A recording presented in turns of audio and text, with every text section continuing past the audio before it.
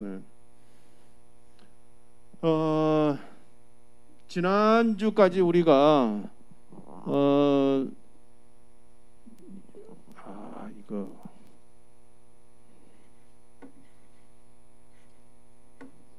지난주까지 우리가 이제 전시장에서 이제 전시 부스 요원들이 어떻게 이제 할 거냐, 그리고 전시장 외에서 어떻게 활동을 하고 마케팅 활동을 하느냐 하는 것들을 이제 공부를 했었죠. 근데 이번에는 이제 전시회가 끝나고 파티가 끝나고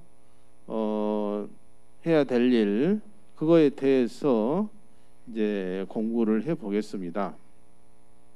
그래서 이제 전시회 사후 관리와 성공 전략, 이런 제목으로 이제 공부를 하는데요. 전시회가 이제 지난번에도 얘기했지만 보통 짧게는 3일에서 한 일주일까지 이게 전시회가 이제 개최가 돼요. 이제 끝났죠. 이제 끝나는 날 마지막 날이 있겠죠. 마지막 날. 그리고 끝나고 이 장치를 철거하는 철거 기간이 있겠죠. 이제 철거 기간. 그리고 완전히 이제 종료되는, 전시회가 여기서 여기까지 이제 됐으면은 전시회가 개최되고 철거하고, 그리고 이제 귀국을 했겠죠. 귀국. 회사로 되돌아왔어요. 되돌아왔을 때 이제 되돌아오기 직전, 이게 끝나는 날부터 이제 얘기를 한번 해보자 이거죠. 끝나는 날부터. 전시회가 보통 끝나는 날 뭘 하냐면은 이제 마지막 날 되면은 보통 전시회가 10시부터 한 5시나 6시까지 이렇게 오픈을 하는데, 끝나는 날은 좀 일찍 끝나요. 3시나 4시, 오후 3시, 4시에 끝나는 걸. 왜 그러냐면은 이제 마지막 날 정리를 해야 되잖아요. 이게 짐 쌀 준비를 해야 돼. 그렇기 때문에 사람들이 되게 바쁘고, 그리고 마지막 날은 또 미리, 지난주에도 얘기했지만은 미리 좀 바이어들하고 이렇게 잘 얘기가 되고 하면은 아이고 나는 일찍 짐 싸고 갈래, 이런 사람도 있어. 그래가지고 마지막 날은 아예 그냥 철거해버린 사람도 있다고. 그래서 한 3시, 4시쯤 되면 좀 어수선해요 이게. 그래서 그때 뭘 하느냐 하는 걸 여러분들 지금 화면에 지금 보여주고 있습니다. 전시회에 참가 종료하고 나면 뭘 해야 되겠어요? 이제 전시 부스에 우리가 부스에 이렇게 가지고 있던 전시품들을 전부 짐을 다시 싸야 되겠죠. 쉽게 갈 걸. 그래서 전시회가 끝나려고 하면 한 4시쯤 되면은 이 나무 박스 크레이트를 다시 가져와요. 가져와 가지고 자기 전시 부스 앞에다가 갖다 놓는다고. 그러면 짐을 이거저거 싸 가지고 여기다가 다시 집어넣어서 한국으로 되돌아 보낼 준비를 해야 되겠죠. 근데 거기서 다 집을 보내는 게 아니라 실제로 한국으로 보내야 될 것만 보낸다 이거죠. 그런데 우리가 전시품을 통관시킬 때 보세 통관을 시켰으면 반드시 한국이나 제3국으로 다시 가지고 나가야죠. 그렇지 않고 정식 통관을 시켰다라고 한다면 굳이 한국으로 가져갈 필요가 없고, 거기서 어떻게 그냥 누구 줘버리든지, 아니면 전시회 기간에 누구한테 팔아버리든지, 아니면 바이어한테 네가 가져가라 이렇게 하든지, 아니면 아예 그냥 이건 나는 안 쓸래 하고 폐기 처분해달라 이렇게 할 수도 있는 거예요. 그래서 이제 반송할 전시품만 보내게 된다. 근데 그때 조심해야 되는 게, 자기가 들고 와야 되는 것까지 전부 보따리 싸버리면 어떻게 되겠어요? 큰일 나지. 한국으로 돌아가지고 바이어 명단 세일즈리디 기록한 거 이걸 여기다 넣어버리면 어떻게 사후 관리를 할 수가 없잖아요. 그래서 짐을 분리해서 아예 딱 한국으로 보낼 것만 여기 크레이트에 넣어서 여기다 여기다 또 이제 라벨을 붙여야 되겠죠. 여기다가 한코리아 어디 해가지고 붙여서 운송업체한테 이걸 넘기는 거예요. 운송업체한테 당신들이 가져가라 그러면 한국으로 보내죠. 그 자리에서 다 해가지고. 그래서 큰 전시회 같은 경우는 이게 이제 조그맣게 그냥 한 전시에 혼자 갔다 그러면은 뭐 한두 시간이면 다 할 수 있어요. 그런데 만약에 굉장히 부스를 크게 했다고 한다면 어떻게 되겠어요? 밤새도록 그 다음날 새벽까지 막 계속 잠 안 자고 그냥 하는 거예요. 그 다음날 그래가지고 그래야 빨리 따라하니까 그 다음에. 자, 그래서 그러고 나서 이제 뭘 해야 돼요? 도우미들이 있으면 여기 통역자나 안내원들이 있으면 돈 줘야 되겠죠. 미리 줄 수도 있지만은, 그리고 만약에 전시 주최자나 전시 서비스 컨트랙터하고 컨트랙이 돼 있으면은 그 자리에서 주든지, 정산이 안 그래서 이제 그걸 정산을 해야 된다는 거죠. 예. 그래서 이런 경우도 있어요. 독일 같은 데는 이런 돈들을 청구서를 잘 안 줘. 잘 안 주고 한 달 뒤에 보내줄게요. 이렇게 하는 경우도 많아요. 왜 그냥 어차피 다 갚으실 건데 뭘 이렇게 빨리 돈 주세요. 뭐 이런, 왜냐하면 그 사람들도 워낙 많은 이제 막 몇천 개 업체가 이게 참가하고 하면 정신이 하나도 없는 가지고 하나하나 다 해가지고 하는데, 어쨌든 할 수 있는 건 그냥 하는 거예요. 여기서 그냥 하는 겁니다. 그리고 현지 판매하든가 기증하든가 폐기한다. 바이어와 추가 미팅 또는 회사 방문.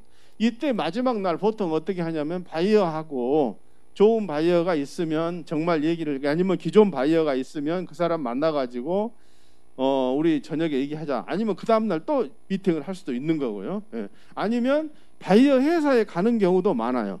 바이어 회사에 가서 왜 가냐면은 그 사람이 진짜로 제대로 하고 있는지 그런 걸 봐야 될 거 아니에요. 그런 거 하고 핸디캐리 짐을 챙기고, 그 다음에 현지 쇼핑몰 같은 방문 실차. 이건 무슨 얘기냐면 쇼핑몰 같은데 가보는 게 굉장히 중요합니다. 굉장히 중요해요. 왜냐하면 이 쇼핑몰 같은데 가보면 자기 회사의 제품들이 거기서 팔리고 있다라고 한다면 그 쇼핑몰에서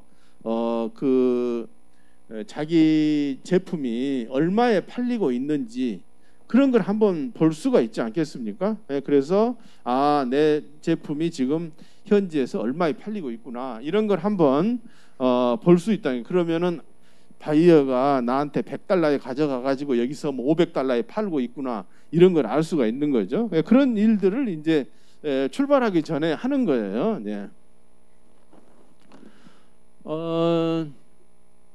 누구야? 김도희.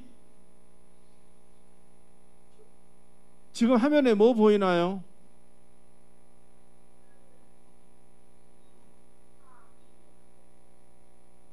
응?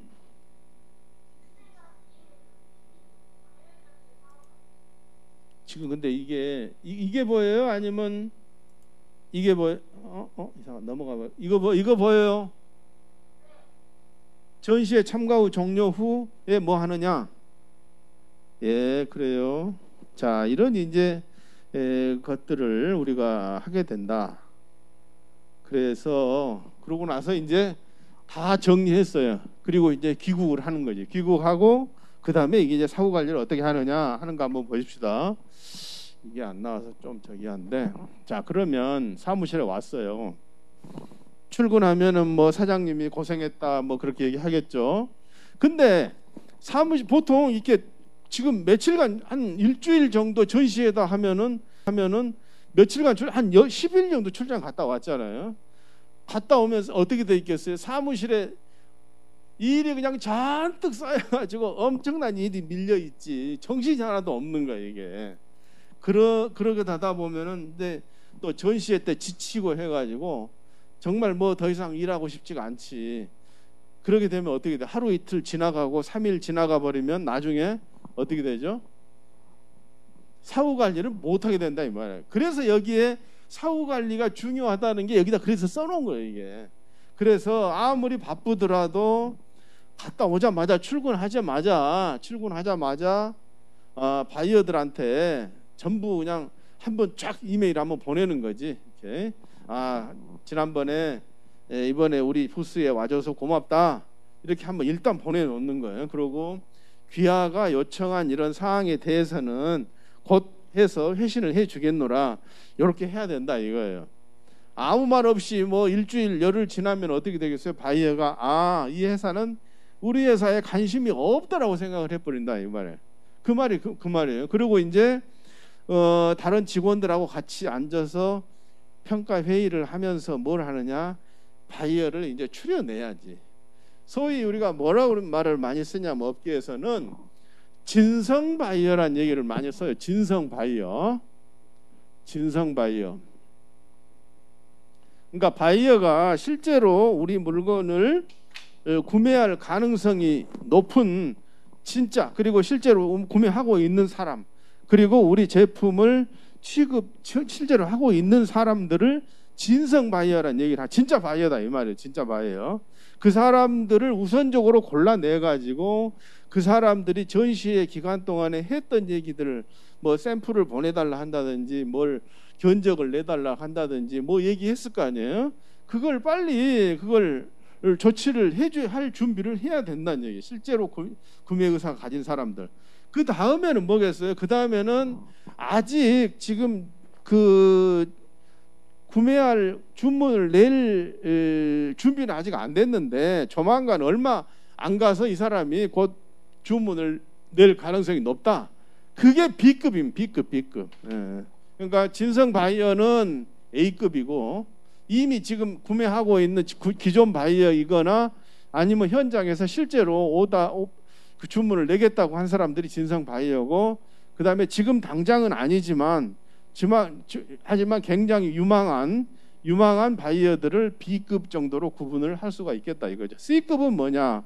이 사람들이 우리하고 그때 현장에서 상담을 진지하게 하긴 했지만은 언제 할지 모르겠다. 그 정도가 C급이라고 봐야 되겠습니다. 어쨌든 그 이하 뭐 그냥 왔다 갔다 한 사람들은 뭐 글쎄 명함은 갖고 있겠지만은 그렇게 뭐 당장에 뭘 사후 관리해야 될 그런 대상은 아니죠. 네, 그래서 굉장히 이게 신속하게 해야 된다는 게 대단히 중요한 얘기라는 것이죠.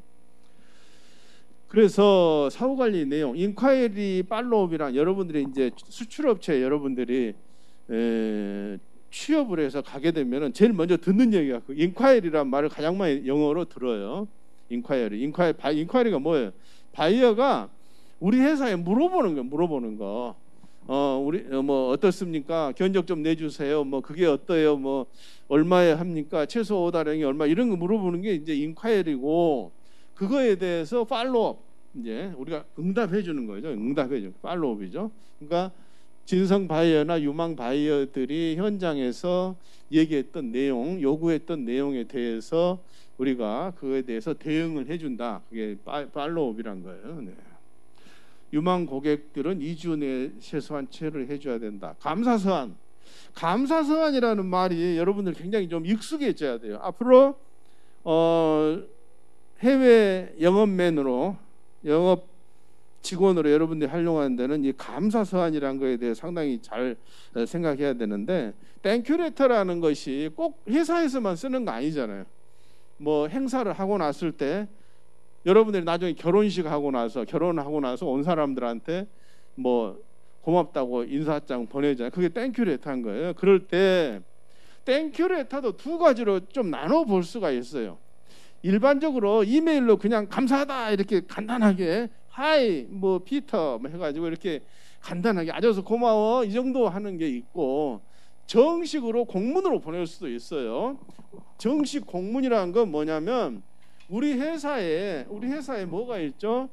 레터헤드가 있죠. 레터헤드 이렇게 종이가 있으면 우리 회사에 뭐 로고가 있고 이렇게 주소 써져 있고 해서 뭐 해서 이렇게 써져 있는 그런 레터헤드가 있어요.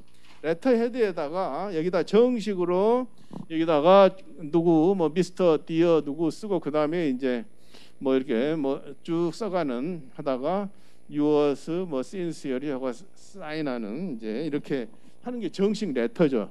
근데 이 정식 레터를 왜 그럼 보내느냐 하는 거 생각해 보세요. 물론 이런 거 요즘 많이 싫어해요. 별로 이렇게 잘 안 쓰는데 공식적으로 보내야 될 경우도 있다. 왜? 일반적인 이메일은 사장까지 안 갑니다. 대체로 그냥 담당자가 보고 그냥 끝나는 거예요. 그런데 정식으로 레터를 보게 되면 어떻게 되죠?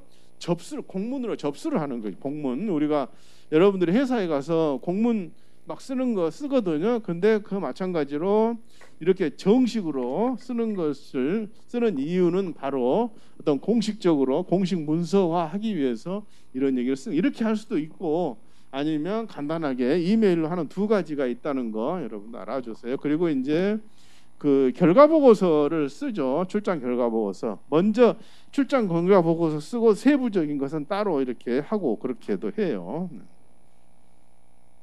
어떤 때는 이 결과 보고서를 책으로도 만듭니다. 책으로도. 교수도 코트라에 있을 때 큰 전시 하잖아요. 그러면 한 달, 두 달, 석 달에 걸쳐서 책으로 만들어 가지고 그걸 보관해요. 왜냐하면 그런 국가적인 행사 이런 것은 나중에 뭐 10년, 20년 후에도 필요하잖아요. 그래서 아예 책으로 출판하는 경우도 있습니다. 이제 그런 경우에는 어떻게 하냐면은 아예 한두 사람이 그것만 작업을 몇 달간 해요. 그래서 그걸 화보 같은 거 다 집어넣어 가지고 처음부터 끝까지 뭘 했다 하는 것을 알 수 있게 하는 것이죠. 네. 여러분들 대형 국가 행사 같은 전시회 같은데 보면 그 전시회 같은 그런 대형 행사의 그 결과 보고서가 구글에서 찾아보면 나와요. 무슨 해가 그러면 요즘은 PDF로 정부기관에서는 다 올려놨어요. 이제 출장 결과 보고서 같은 경우는 간단하게 내가 출장 갔다 왔다, 뭐 했다 이런 것을 이제 요약하는 것이고, 정식 그래 이제 책으로 출발하는 것을 아주 자세하게 하는 거죠. 여기는 감사서한 아까 얘기했죠. 지금 이쪽 화면 안 보이는데 감사서한 같은 경우는 이렇게 이제 보면은 양식 한번 보세요. 위쪽에 있는 이 부분은 사실은 인쇄가 되어 있죠. 어느 회사든지 이렇게 레터지를 만들어서 쓰는 경우가 많아요. 이제 요즘은 인쇄보다는 PDF로 만들어져 가지고 그 PDF 파일에다가 타이프를 칠 수 있게 그렇게 돼 있어요. 그러니까 위에 이게 돼 있고, 그럼 이제 칼라 프린트로 해버리든가, 아니면 어떻게 스캔 이제 PDF로 다시 저장을 해버리면은 똑같이 프린트로 인쇄하는 거와 똑같이 되죠. 그러면 이제 원래 이렇게 양식으로 만들어놨다. 웹 디자인 하는 사람 이거 하고 있어요. 그래서 여기다 이렇게 쭉 그 칼라로 이렇게 멋있게 해놓고 그다음에 여기다가 자기가 편지를 쓰는 거예요. 그 보통 편지는 어떻게 쓰느냐? 여기에 날짜를 며칠 이렇게 여기다 날짜를 쓰기도 하고 여기다 날짜를 쓰기도 해요. 그리고 받는 사람 미스터 누구 하고 회사 이름 쓰고 주소 쓰고 밑에 전화번호까지 쓸 수도 있고 한데, 보통 사람 이름하고 회사 이름 쓰고 주소를 쓰죠. 그리고 날짜는 데이트는 여기다 할 수도 있고 여기다 할 수도 있는데, 여러분들 날짜 쓸 때 저거 알죠? 날짜를 그 데이트 할 때 일, 월, 연, 이건 뭐예요? 이건 유럽식이고, 월, 일, 연, 이건 미국식이죠. 그러니까 이런 것도 좀 신경을 쓸 필요가 있어요. 우리가 편지 쓸 때 여기 지금 영문 레터 양식 그 파워포인트에 보이는 것은 May 8 2008이라고 돼. 이거 미국식으로 쓴 거예요. 미국식으로. 근데 유럽 사람들이 이렇게 안 씁니다. 8 May 28 이렇게 썼을 거예요. 유럽 사람 같으면. 근데 우리가 이제 유럽 사람한테 미국식으로 써도 무슨 말인지 다 알긴 하지만은 기왕이면 정말 아주 포멀한 그런 레터를 쓸 때는 그런 것도 우리가 신경을 써야 된다는 얘기예요. 예, 그렇게 해가지고 주소 이렇게 쓰고 디어 누구, 보통 우리가 이제 영어 배울 때 디어 미스터 라 이렇게 쓰는 건 굉장히 정중한 거죠. 굉장히 포멀한 거고, 그렇게 쓰기도 하고 그냥 디어 라 이렇게 디어 윤수 이렇게 쓰기도 하고 그렇게 써요. 아니면 그냥 윤수야 이렇게 쓰기, 그렇게 그 처음에 쓸 때 그렇게. 근데 보통 디어 누구 이렇게 많이 써요. 그게 일반적입니다. 네.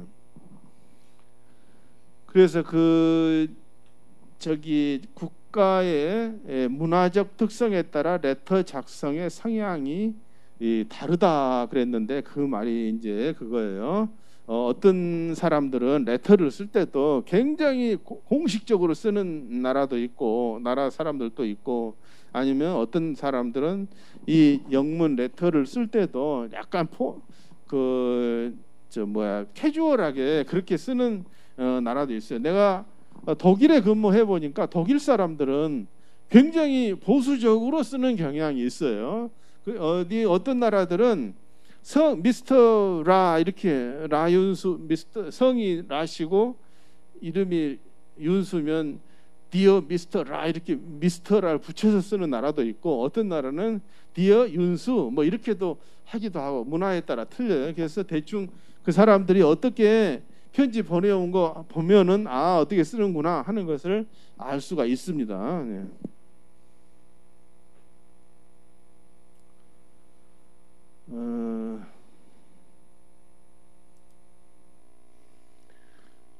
자, 전시의 종료 후 사후 마케팅 그랬는데 이게 무슨 말이냐면 아마 이거 여러분들 녹음 들은 학생들도 이렇게 빨리 잘 이해가 안 됐을 수도 있는데 전시회에 이제 또 저기가 또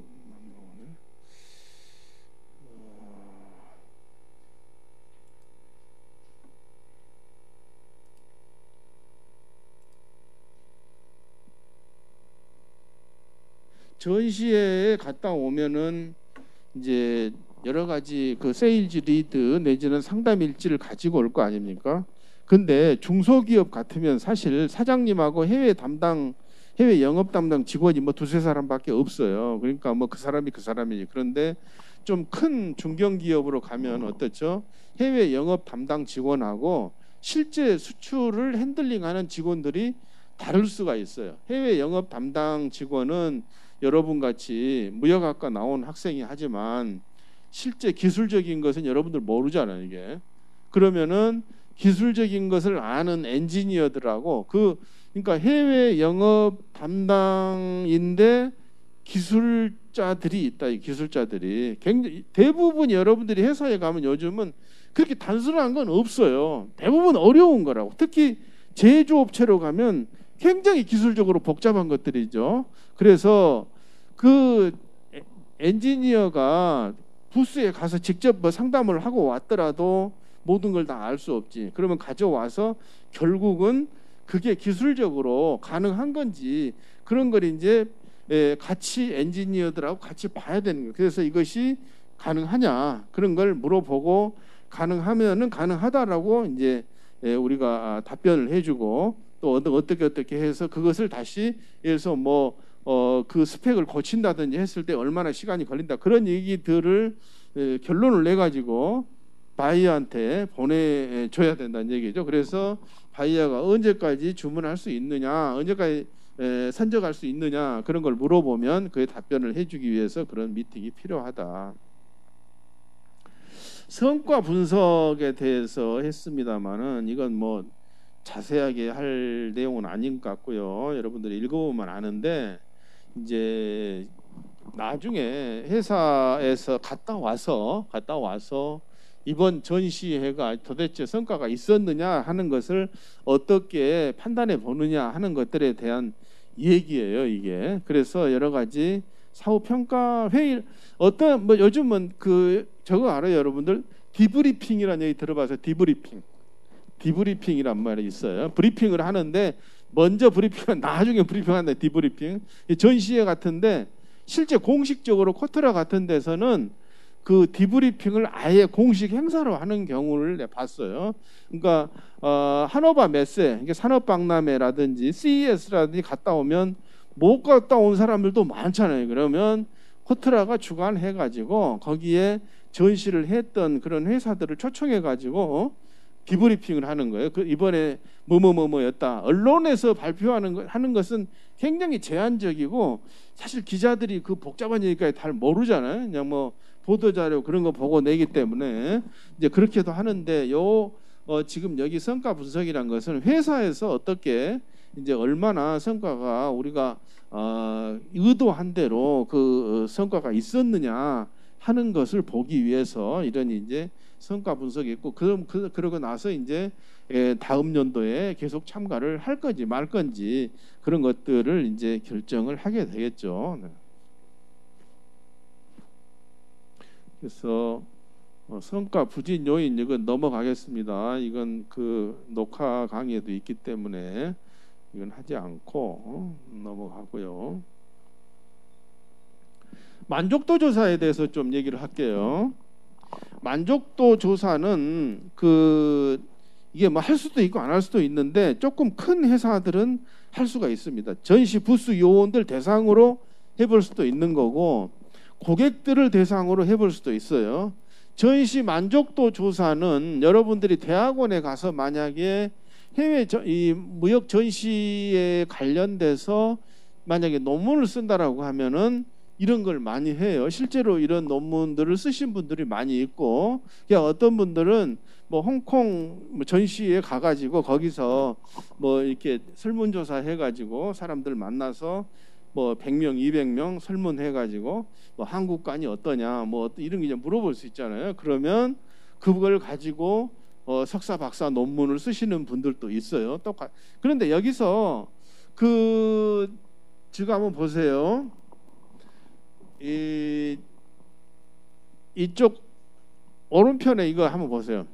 1, 2, 3, 4, 5에 10번까지 나와 있죠. 이걸 척도라고, 척도, 스케일 이런 것들을 이제 분석할 때 왜 이렇게 뭐 1, 2, 3, 4, 5로 했느냐 하는 것들은 뭘 하기 위해서 그렇죠? 통계 분석을 하기 위해서 그런 거예요. 이 대학원에 가서 여러분들이 논문을 쓸 때 이런 걸 많이 합니다. 그 설문 설계를 할 때 이거 척도를 뭐 7점 척도로 하느냐 5점 여러분들 교수님들 나중에 하고 나서 강의 평가하죠. 1부터 5까지 이제 있잖아요. 그게 뭐 잘했다 못했다를 평가하는 것도 있지만은 1부터 5까지 1부터 7까지 1부터 뭐 9, 10까지 해가지고 그걸 전체적으로 종합해 내면은 추세가 회귀 분석도 할 수 있고 비교 분석도 할 수가 있어요. 그래서 이 척도로 하는 경우가 많이 있다는 것을 여러분들이 이제 이걸 지금 뭐 당장에 만들 필요는 없죠. 학부에서 이런까지 할 정도로 깊이 있게 할 필요는 없지만 이게 이제 그 척도를 만들고 있다는 것 정도는 알고 있어야 되겠죠. 네. 성공 전략 이것도 여러분들 뭐 읽어보면 될 것 같습니다.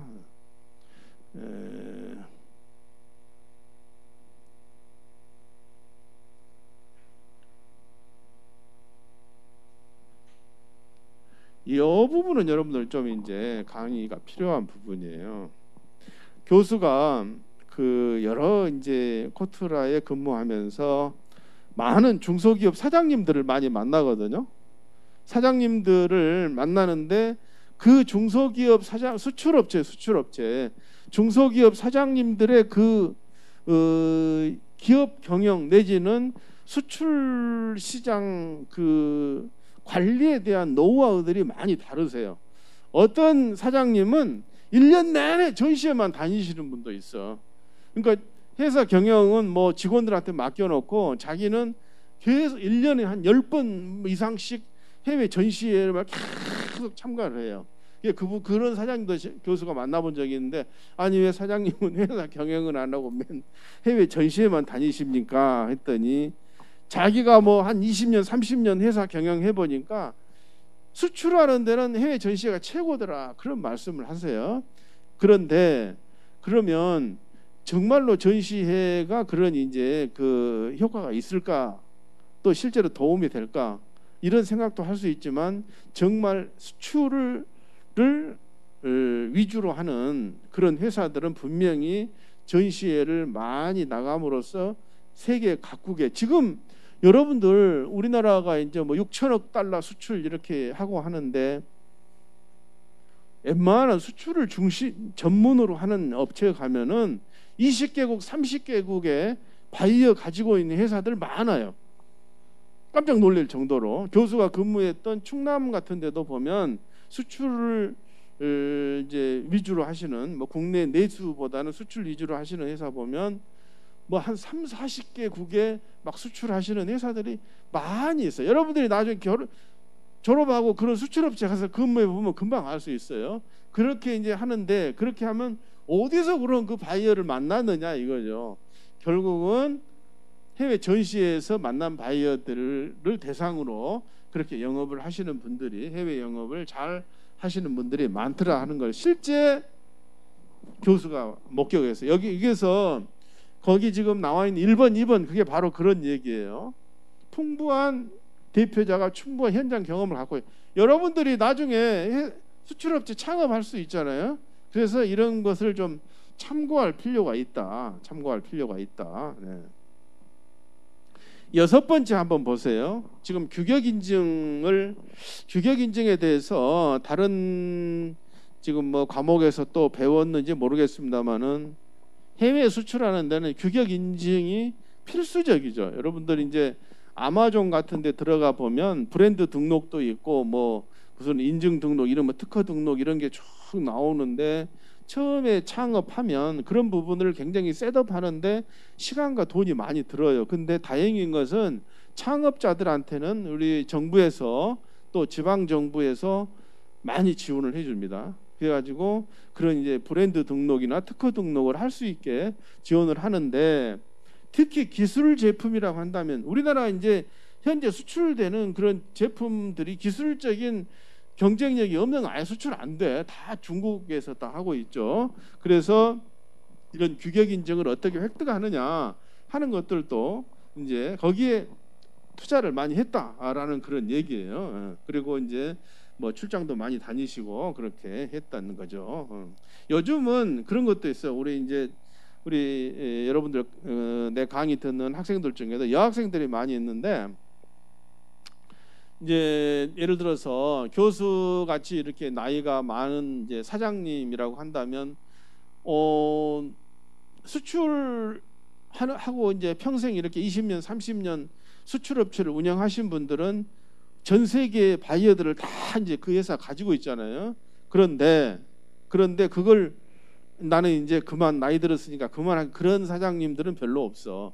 그 회사를 계속 수출업체를 이어가야 되잖아요. 그러면 요즘은 현장에 그런 분 많이 봤어요. 자기 따님하고 같이 와가지고 영업을 가르쳐요. 이렇게 바이어 소개도 하고, 이렇게 전시회 와서도 아버지하고 딸이 와가지고 바이어들 거기서 이제 소개받고 소개해주고 이렇게 해서 그렇게 하시는 분들을 교수는 많이 봤습니다. 그리고 세일즈 출장 갈 때도 딸하고 같이 가, 아들하고 같이 가. 그러니까 거기서 바이어를 이렇게 상대하는 방법이라든지 또 어떤 현장의 경험이라든지 이런 것들을 이렇게 이제 경험을 전수해 주는 것을 많이 봤습니다. 네. 그래서 여기 이제 나머지 얘기들은 지금 그 교수가 했던 얘기들이에요. 뭐 세일즈 랩을 구축한다 이런 것들이요. 네. 이렇게 해서 하고요. 그 다음에 그 한국 전시장에 대해서 좀 여러분들하고 좀 더 하려고 했는데, 이 부분 안 돼. 지금 뭐 굉장히 이 시스템이 좀 불안하고 해서 지금 못 하겠는데, 이 부분은 놔두고 요건 여러분들이 자체적으로. 근데 지금 저거만 한국 지금 전시장 상황만 한번 볼게요. 우리나라에 전시장이 생겼던 게 1980년대 초입니다. 그 전에는 전시장이 없었어요, 우리나라에.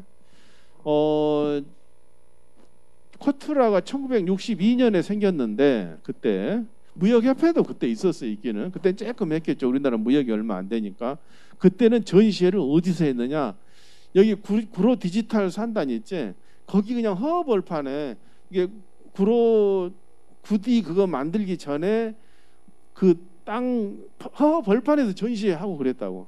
그러니까 그때 얼마나 우리가 열악한 상황이 알겠죠. 그러다가 70년대부터 우리 무역 규모가 커지고 하니까 전시장이 있어야 되겠다 해서 그때 만든 게 코엑스 전시장입니다. 그래서 80년대 초에 코엑스 전시장이 생겼던 거고, 그래서 이제 요즘은 그 지금 현재 보는 그 코엑스 전시장은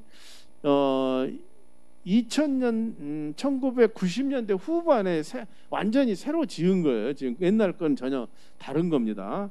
그래서 이제 코엑스가 우리나라 최초의 전시장이고 그 뒤로 이제 생긴 게 그 다음에 되게 크게 생긴 게 부산의 백스코 전시장이 생겼고 그 다음에 이제 킨텍스 전시장이 생긴 거예요. 이게 지금 현재 킨텍스가 가장 크죠. 그리고 최근에 각 도시에 지금 전시장들이 다 생겼어요. 근데 이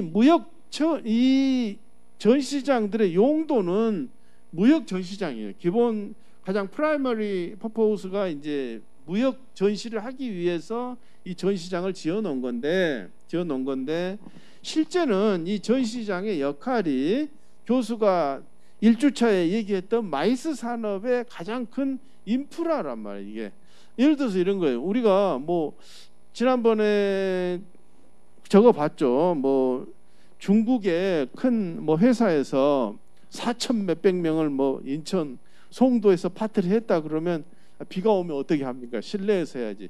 실제 교수가 코엑스에서도 그런 행사를 한 적이 있어요. 화상이라고 했죠. 세계 화상대회라고 이 중국의 비즈니스맨들이 전 세계에 있는 화상들이 1년에 한 번씩 회의를 해요. 근데 그때 2005년 2005년이죠. 5년도에 한국에서 전 세계 화상대회를 했어요. 그때 어디서 했느냐? 코엑스에서 했어요. 교수가 저녁 식사하는데 거기서 3,000명이 한꺼번에 저녁을 먹었거든요. 어디서 하겠어? 전시장에서 뭐 그렇게 큰 시설이 아니면 밥조차도 먹을 수가 없으니까. 그래서 이런 이제 시설들이 마이스 산업의 아주 필수적인 시설이기 때문에 각 도시에 이런 것들이 생겼다라고 보겠습니다. 네. 여기까지 하고요.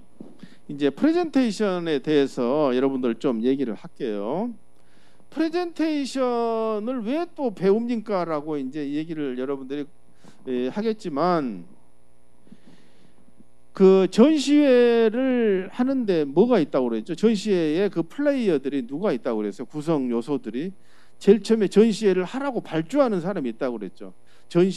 뭐 정부 기관이나 아니면 뭐 지자체나 대기업이나 이런 데서 아니 전시 주최자가 직접 내가 돈 벌려고 하는 사람도 있겠지만 정부 기관이나 이런 데서 대기업에서 전시회를 하거나 큰 행사를 하겠다고 생각을 하고 전시 주최자나 누구한테 우리가 이런 행사를 할 테니까 당신들이 전체 맞춰서 해봐라 이렇게 하는 거예요. 그때 뭘 하느냐? 텐더.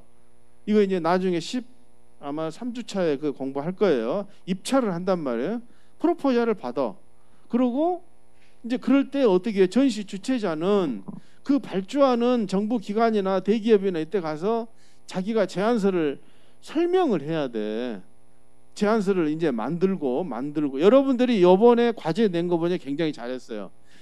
그와 똑같은 거예요. 그런 식으로 그 계획서를 만들어서 가지고 가서 정부 부처에 가서 정부 기관에 가서 비딩에 들어가서 그걸 설명하는 거예요. 내가 이렇게 이번에 행사를 이렇게 하겠습니다라고 설명하고 회사 내에서도 마찬가지지. 이번에 CES에서 우리 회사가 처음으로 갑니다. 사장님하고 임원들 앞에 가서 여러분이 담당자라고 한다면 설명을 해야죠. 똑같은 거예요. 여러분들이 만든 그 과제물이 그와 똑같은 방식으로 한다 이거예요. 그런데 거기서 중요한 게 어떻게 이제 자료는 잘 만들었는데 어떻게 잘 효과적으로 짧은 시간에 막 40분 50분 막 장황 얘기하고 사장님이 졸아버려요. 전부 다 짧은 시간에 어떻게 핵심만 딱 얘기하고 할 거냐. 보통 여러분들 엘리베이터 피칭이란 말 들어봤죠. 창업자들이 투자자를 만나서 돈을 많이 가진 사람들이 얼마나 바쁜 사람들이에요. 손정희 회장 같은 사람 무지 바쁜 사람들이야. 그 사람들한테 뭐 30분 40분 설명할 시간 없어. 엘리베이터 타고 내려오면서 3분 동안에 내가 이런 계획을 하고 있습니다. 딱 거기서 끝난다 이거. 엘리베이터 내려오는 동안에 그래서 엘리베이터 피칭이란 말이 있듯이 이런 긴 어떤 그 프로젝트도 핵심적인 것을 정확하게 얘기를 해줌으로써 그것이 채택이 된다 이 말이에요. 그래서 교수는 많은 걸 그런 사례를 봤어요. 어떤 사람들은 그래 와서 이제 입찰하는데 뭐 10분 발표에 10분 질의응답입니다 이렇게 얘기하거든. 그러면 보통 계획서가 어때요? 뭐 적게는 10페이지 슬라이드 10장 아니면은 막 100장, 200장 이렇게 넣을 수도 있어. 그러면 나와서 어떻게 해요? 핵심적인 얘기를 하지. 저희 회사 소개는 자료로 가름하고 핵심적인 내용만 딱 얘기하겠습니다. 이렇게 해야 10분 내에 할 수 있는 거지.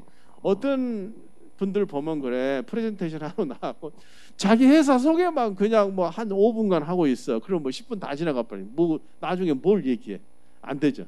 그래서 이제 이 조금 앞서 지금 있지만은 이 프레젠테이션에 대해서 중요성을, 뭐 교수도 지금 프레젠테이션 잘 하는 사람 아니에요. 별로 기술자는 아닌데 많은 그런 경험들을 가지고 있기 때문에 여러분들이 어떻게 프레젠테이션을 하는 것인가 하는 것에 대해서 좀 얘기를 해주려고 하는 겁니다. 언제 프레젠테이션 하죠? 그렇죠. 세미나, 포럼, 국제회의, 학교에서 뭐 교육 목적. 그 다음에 중요한 게 뭐냐? 프로젝트 제안서, 제안. 돈 벌기 위해서 여러분들이 회사에 들어가서 결국은 뭔가 이 제안을 해가지고 회사 내에서 제안을 하든지 아니면 뭐 다른 프로젝트를 따기 위해서 하든지 발표를 하고 제안, 그게 핵심이죠. 여러분들이 회사에 들어가서 야, 우리 새로운 숭실대 글로벌 통상학과 나온 직원이 착착 뭐 나온다 그러면 계속 승진하는 거예요. 이게 그런 거라고 이게. 예. 그래서 이제 굉장히 중요한데, 프로젝트 제안 언제예요? 공사 입찰, 뭐 이거 할 때, 행사 입찰할 때, 이벤트, 창업 자금, 그렇죠? 창업해가지고 정부 자금을 받는다 이런 거 할 때, 아니면 창업 경진대회 할 때 이런 게 하고, 뭐 사내 보고 했죠. 예, 그래서 프레젠테이션을 잘 하려면 PT 내용을 우선 잘 알아야 돼. 잘 모르고 그냥 남이 써준 거 읽으면은 안 되죠. 확신을 가져야 된다. 준비를 철저히 해야 한다. 핵심 항목에 집중한다. 이 말이 이제 핵심인 겁니다. 핵심 항목에 사장님이 요거 알고 싶은 게, 사장님은 생각해 보세요. 삼성전자 여러분이 들어가서 해외 뭐 영업 담당이고 한다 해봐. 삼성전자 저 위에 있는 사장님은 알아야 되고 들어야 될 거 얼마나 많겠어요. 수많은 분야들이 있는데 그거 막 30분 40분 들을 시간 없어. 핵심적인 것만 딱 던져버린단 말이에요. 이번에 CES 가서 우리가 예산 얼마 쓰고 이거서 뭐뭐 세일즈 리드를 얼마 발굴하고 이거 하면은 우리가 홍보 효과가 전년 대비 몇 % 상승할 겁니다. 이렇게 핵심적인 얘기를 딱 던져버려야 사장님이 이 친구는 제대로 일을 하고 있구만, 이렇게 알고 바로 그래 좋아 예산 300억 빨리 써라, 이렇게 되는 거예요. 예. PT를 하는 이유는 주의를 환기시키고 흥미를 유도한다. 내용을 이해하게 한다. 설득이나 합의를 통해 결정하게 한다 이거예요. 예. 그래서 프레젠테이션, 글쎄 여기 사진에 있는 이 여자분은 굉장히 잘 하고 있는 것 같아요. 예. 그래서 이제 프레젠테이션 잘 하려면 잘 만들어야 되죠. 만들어야, 이게 이제 자료 자체가 뭐 요즘은 이제 여러 가지 기술로 그냥 글자, 교수는 주로 글자, 강의니까 주로 글자를 많이 쓰지만은 뭐 사진을 넣을 수도 있고 동영상을 넣을 수도 있고 뭐 여러 가지 기술적인 걸 동원을 하게 되는 것이죠. 예, 그래 가지고서 많이 청중이 듣고 싶어하는 컨텐츠로 구성을 해라. 그 다음에 이제 3부 구성이란 거, 3부 구성, 이거 교수도 이거 많이 강조를 하는 겁니다. 여러분들이 논문을 쓰거나 어떤 걸 할 때 보통 3가지 얘기를 하는 거, 이런 거에 많이 여러분들이 신경을 써야 돼요. 하나, 둘, 셋. 그러니까 제가 주장하고자 하는 것은 뭐 이런 겁니다. 첫째, 둘째, 셋째, 이 정도 3가지를 얘기하면은 사람들이 머릿속에 들어온다는 거야. 막 6, 7, 8, 9, 10 뭐 이렇게 나가면 사람들이 잘 이름도 3글자, 한국 사람 이름은 굉장히 좋은 거예요. 코트라 이름 굉장히 좋잖아요. 숭실대가 좋지. 숭실대학교 그러면 벌써 뭐 사람이 머리가 복잡해져. 그런 것들이 심리적으로 다 하는 거예요. 마케팅을 할 때 우리가 그거 알아야 돼. 3가지 정도 얘기한다. 글자는 3글자로 한다. 이거 3가지. 예, 그러니까 프레젠테이션 할 때도 제가 얘기하고자 하는 것은 첫째 이거, 두 번째 이거, 세 번째 이거. 그래서 결론이 뭐다. 이런 식으로 여러분들이 논문을 쓸 때, 이번에 기말고사 때 그거 보는 거예요. 논문 보는 겁니다. 할 때 그렇게 쓰라 이거예요. 첫째, 논문 쓸 때도 뒤에서 나중에 또 얘기하지만 서론이 있잖아요. 서론이 이러해서 이거 이렇게 필요할 필요가 있다 라고 얘기하는 거죠. 그래서 이것을 하기 위해서 첫 번째, 두 번째, 세 번째 이런 방안이 있습니다. 그래서 결론이 뭡니다. 이렇게 논문을 쓰는 연습을 여러분들이 항상 하고 회사에 가서도 프레젠테이션을 할 때도 3가지 정도, 많아야 4가지 뭐 이런 식으로. 지금 여러분들 그 디자인 회사나 이런 데 가면 어떻게 해요? 그 회사 이름 지어주는 거 있어. 이름 지어주는 거. 보통 3글자나 4글자. 2글자는 사람들이 좀 잊어버려서 헷갈린다고 이게. 4글자, 5글자 넘어가면 지루해 한다고. 그래서 보통 3글자나 많은 4글자. 하이닉스 얼마나 좋아요? 하이닉스. 빙그레 그렇죠? 빙그레 이렇게 하는 거예요. 예. 그래서 3가지 정도라는 것을 여러분들 좀 해주면 좋겠고. 네. 도입부는 첫인상이다. 뭐 인용, 질문, 유머 이런 거 뭐 이제 프레젠테이션 잘 하시는 분들이에요. 처음에 이제 그 좀 사람들이 막 뭐야 이거 하고 있을 때 좀 분위기를 아이스 브레이킹 해주는 그런 걸 좀 연습을 할 필요가 있는데 교수는 그런 거 잘 못합니다. 유머가 별로 없어가지고. 네. 그리고 나중에 어떻게 하죠? 강의하고 나서 좀 정리해주는 이제 쭉 발표하고 나서 마지막에 한 여러 해서 우리 회사가 최고입니다. 이렇게 우리 제안이 최고입니다. 이렇게 결론을 지어줘서 마무리를 짓는 겁니다. PT에서 주의할 사항 그 뭐 자료로 보면 되겠고 거기 제일 이제 교수는 강조하는 그거예요. 시간 분배가 제대로 안 돼. 이거 안 된단 말이에요. 봐서 한 강의 한 20분 이상 넘어가면 강의죠. 그건 프레젠테이션이 아니죠.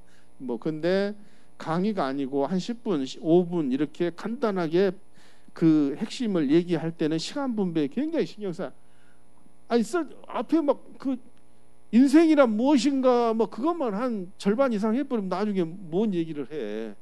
당신 취미가 뭐예요? 근데 앞에 인생이 이런 거기 때문에 제 취미는 나중에 얘기하다 보면 이길 시간이 없어. 그렇게 하면 안 된다는 겁니다. 전문 용어를 너무 많이 쓴다. 그렇죠. 이게 그 바이하고 상담할 때도 그런 얘기를 했었는데 너무 전문 용어 막 자기만 아는 용어를 막 쓰면은 사람들이 못 알아듣는 경우예요. 그러면 어떻게 되죠? 저 위에 사진 같이 대분다 이 말. 전부 사람들이 자고 있는 거예요 이게. 네. 언어 구사 그 발음 굉장히 중요해요. 여러분들이 앞으로 유능한 국제 비즈니스맨이 되려면 발음 이거 굉장히 중요해요. 여러분들 노래 부르는 가수의 제일 중요한 게 뭔지 알아요? 발음이에요. 발음. 사람들이 노랫말을 듣고 이 감동을 받는 거랑 똑같은 거라.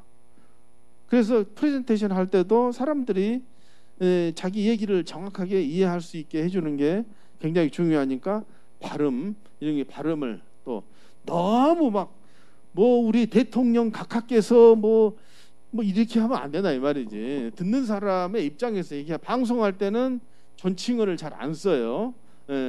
뭐 존경하는 뭐 홍길동 장관님께서 이렇게 안 하잖아요. 홍길동 장관이 그렇게 얘기한단 말이에요.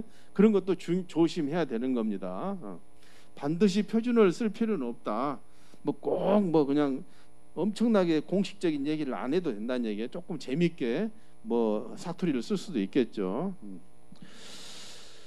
그 뒤에 사진은 그거예요. 이렇게 등 보이지 마라 이 말에 청중을 보고 얘기를 하라는 뜻입니다. 계속 이렇게 보면은 사람들이 그러니까 자기가 잘 화면을 모르니까 여기 보면서 얘기하면 듣는 사람이 좀 거북하다 그런 뜻이에요. 네. 발표자 자세 어떻게 하는가 하는 거 요거 이제 요거 그다음에 주머니에 손 넣지 마라, 뒷짐 찌지 마라 뭐 이런 거. 팔짱 낀다 뭐 이런 거 할 때 이제 뭐 그다음에 뭐 앞뒤 좌우로 흔들지 마라. 이거 뭐 대통령 후보 나온 사람이 뭐 도리도리 해가지고 뭐 언론에 보고되는데 자꾸 대통령은 왜 이렇게 도리도리 한 줄 알아요? 앞에 이 프리젠터가 있어.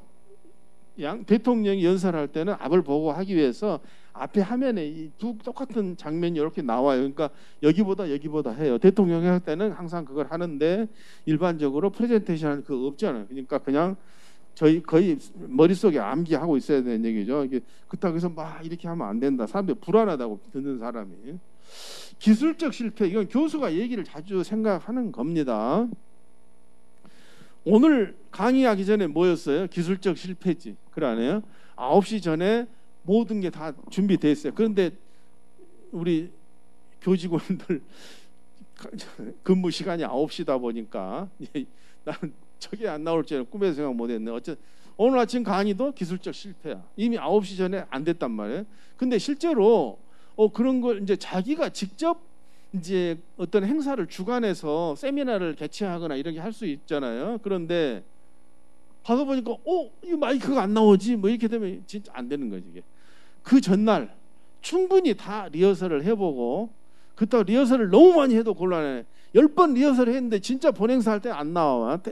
뭐 대통령 행사하는데 애국가가 안 나와. 이게 곤란한 거죠. 이제 어쨌든 그런 일도 있지만은 충분히. 그리고 마이크 음량이 얼마나 되는지. 사람들이 여러분 생각해 국제 회의를 하는데 한 뭐 500명, 1000명이 막 전시장에서 한다고 한번 해봐요. 그때 음향 기술자, 전자공학 기술자가 다 점검을 해가지고 모든 구석구석에 있는 사람들이 명확하게 그걸 들을 수 있게 해야 되는 거예요. 아무 준비 없이 갑자기 아침에 가서 해가지고 이 마이크 안 나오지 이렇게 하면 안 된단 말이에요. 그리고 PT 같은 경우도 이게 어떤 지금은 이제 별로 없는데 지난 한 10몇 년 전에도 그랬어요. 그때는 파워포인트가 일본, 미국, 한국 다 틀렸어. 이게 폰트가 안 맞아가지고 하는데 밑에 뭐 숫자가 안 나와. 이거 참 오마이갓 이게 되는 거지. 그래서 그런 해프닝이 벌어지지 않게 충분히 해야 되고, 또 어떤 데 가면은 막 지금 우리도 조금 시끄럽긴 한데 겨울에 이게 막 뭐 냉난방기 틀어놓잖아요. 그건 막 춥다고 엄청 뜨겁게 해놓고 어떻게 돼요? 그럼 사람 다 졸고 있어. 좀 더워가지고 다 졸고 있어.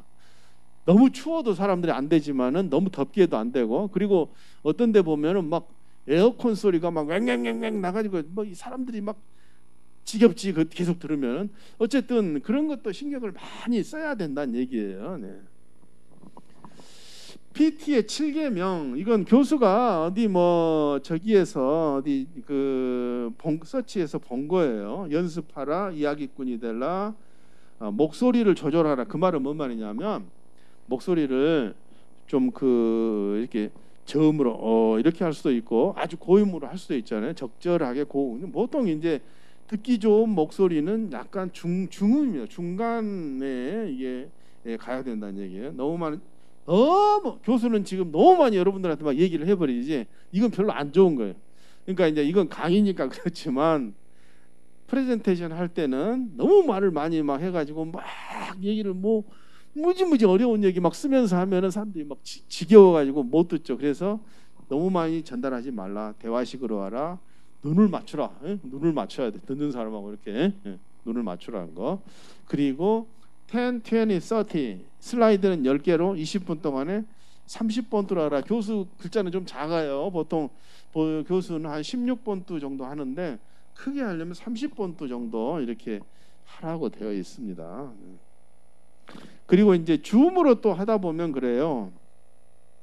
줌에서 여러분 사람들이 잘 익숙하지가 않아서 특히 연세 드신 분들 그런 분들이 있는데 이제 그런 것도 조심을 해야 된다. 요즘 그 프레젠테이션을 줌으로 하는 경우 많습니다. 오늘 뭐 바이든 대통령하고 시진핑 주석하고 한다는데 엄청 신경 쓰고 있어요. 그 준비하는 사람들은 둘이 대통령 얘기하다가 뭐 영상이 안 나와버리면 어떻게 하겠어요? 가는 거지 이게. 그래서 이제 이런 프레젠테이션에 많은 신경을 써야 된다. 오늘 여기까지 하고요. 여러분들 혹시 질문 하나 하세요? 질문 하나. 차창환 질문 하나 해봐요. 질문. 그래 시간이 다 됐으니까 질문은 여러분들 또 뭐 개인적으로 여러분 할 수 있겠고, 다음 주에는 전시의 위기 관리, 이거 지금 이미 녹화 강의는 올려놨습니다만은 위기 관리라는 것이 뭐냐면 이 큰 행사 CES에 사람이 막 20만 명이 오잖아요. 이게 엄청나게 위험합니다. 이게 굉장히 무슨 일이 터질지 몰라. 그래서 이 전시라는 이 무역 전시론에서는 이 리스크 매니지먼트에 대한 걸 배우는 이유가 그래서 그래요. 다음 시간에는 그거 배우기로 하겠습니다. 네, 수고했습니다. 마칠게요.